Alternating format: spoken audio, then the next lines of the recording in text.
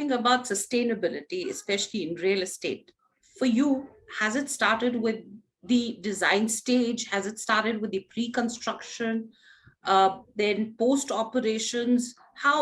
What is the chain of sustainability aspects that you factored in for WTC Gibraltar?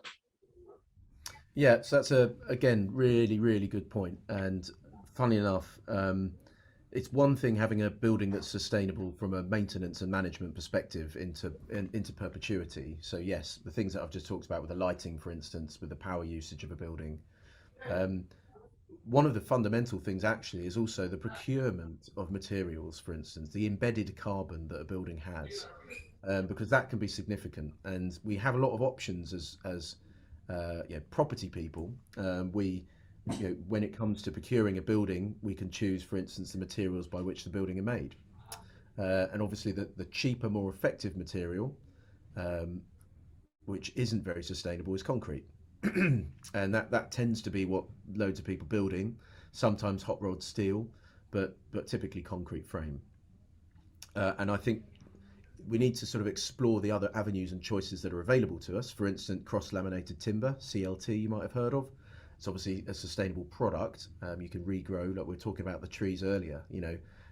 We can't grow concrete, and so there's a huge reduction typically in carbon emissions for doing a CLT building in comparison to other frames.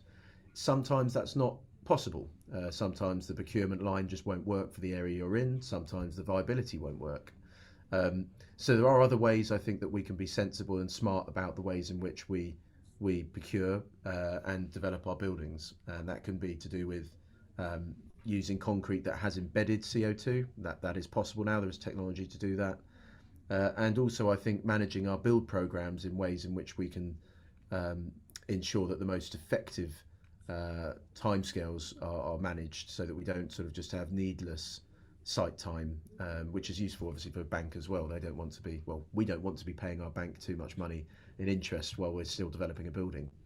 So there are lots of considerations, but the point that I think is really important is the fact that there is embedded carbon in everything we use in a building that's developed. So what we tend to find is that if we actually change at that point how we address the building, we could save thousands of tons of CO2 just through changing our build practice.